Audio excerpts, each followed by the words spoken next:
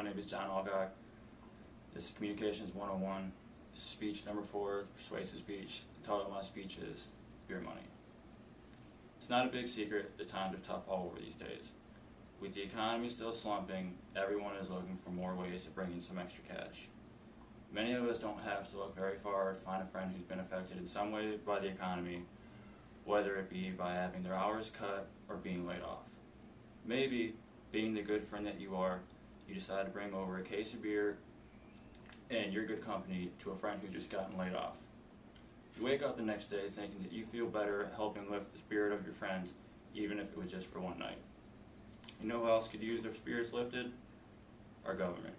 Just like everyone else, the government's budgets are struggling to meet ends. And just like everyone else, the government's looking for more ways to bring in some more cash. So how can you help Indiana earn more money? The same way you help your friend. Have a beer. Better yet, let's all have a drink on Sunday.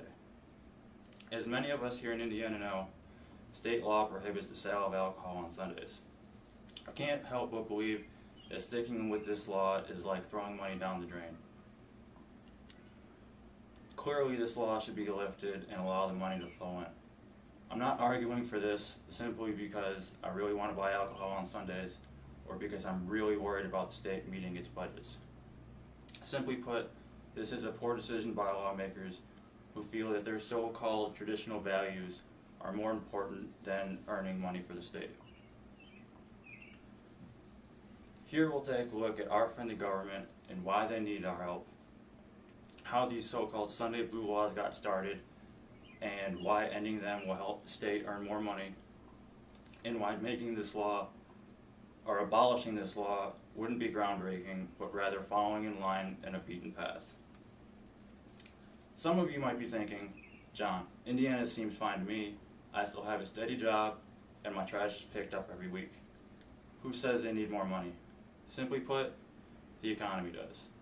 And with state and local budgets in the news all the time, it's apparent that our lawmakers feel that they need more money as well. So, just like every other state, Indiana needs more money, just like we all need more money. A big part of this economic downturn has been the massive layoffs that the country has seen, and Indiana has definitely experienced them as well. Unfortunately, with the amount of these layoffs, no one could have predicted how many people would be filing for unemployment benefits. And as the economy continues to worsen and more layoffs are ahead, it's apparent that more and more people will be filing for unemployment benefits. And as more and more people continue to file for these benefits, eventually that pool of money is going to begin to run out, and then we'll be facing a serious budget crisis. As a byproduct of less people working, it means less people paying payroll taxes and sales taxes.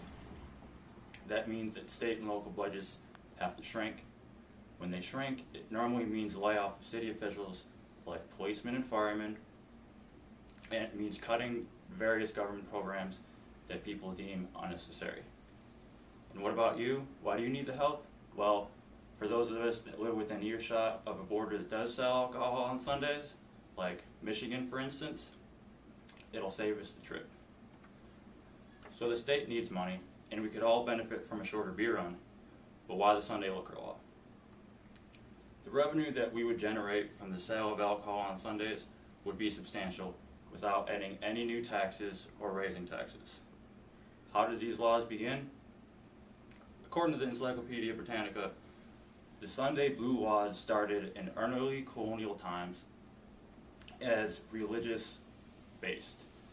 Basically, they prevent or prohibit certain activities on Sundays. They're basically moral and religiously based, and somehow found their ways onto the law books hundreds of years later. So maybe why not just raise the taxes?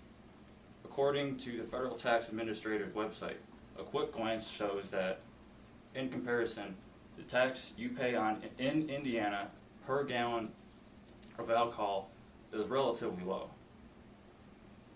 But I don't need to advocate for higher taxes because they're always sure to go up. The tax, according to the Indiana Handbook for Taxes, Revenue, and Appropriations, in 2008, Indiana made $44.5 million on the tax generated from the sale of alcohol on Sundays. This is with 52 days lost because they didn't sell on Sundays. If you average out the 313 days that they did sell alcohol, that's $143,000 the state earned each day on the tax. If you multiply that $143,000 a day by the 52 days that were lost, it's $7.5 million the state could have generated simply by selling alcohol on Sundays. How important is that money? A quick look at the bottom third of the Indiana tax revenues. Indiana has 18 different taxes that generate revenue for them each year.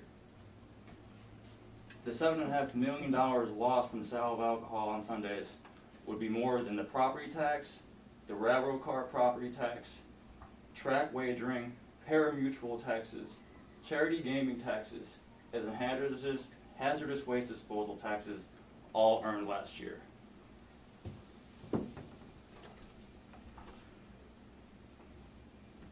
So it sounds good, but you're still not too sure? Well, let's see how just simple it can be. Indiana wouldn't be one of the first to do away with the Sunday liquor laws. Rather, it would be one of the last. According to a map from the Distilled Spirits Council, as of March of 2009, there are 14 states, only 14 states, that prohibit the sale of alcohol on Sundays. Of those 14 states, Indiana is one of only 3 that prohibits the sale of alcohol, wine, and beer on Sundays. Not to mention, it's not as though you can't consume alcohol on Sundays. A trip out to a restaurant or a bar and you can still drink. So it's not as if the morality behind drinking on Sundays is actually there. The biggest part of this tax generating is that you don't need any special measures or procedures or to raise taxes or anything like that. All you have to do is allow businesses to sell you alcohol on Sundays. So sounds good? Well, let's recap. These days, every state needs more money, and Indiana is no different. Lifting the Sunday liquor law is a common sense move to generate more revenue for the state. With 36 states already allowing the sale of alcohol on Sundays, it's only a matter of time before Indiana follows in line. So what can you do to help? Contact any of your local government officials, or maybe even a congressman, and tell them you want to buy alcohol on Sundays. As with any law change, all it takes is a little bit of pressure. Remember, the state allows you to consume alcohol on Sundays at a bar or a restaurant, but it won't let you buy it in a store. Obviously, it's not because they have a strong religious belief or moral belief in drinking alcohol on Sundays. They simply want the appearance of a strong moral or religious belief in drinking alcohol on Sundays. The solution is a win-win. You get to buy whatever you want, whenever you want, and the state earns more money just for letting you buy alcohol on Sundays. Thank you.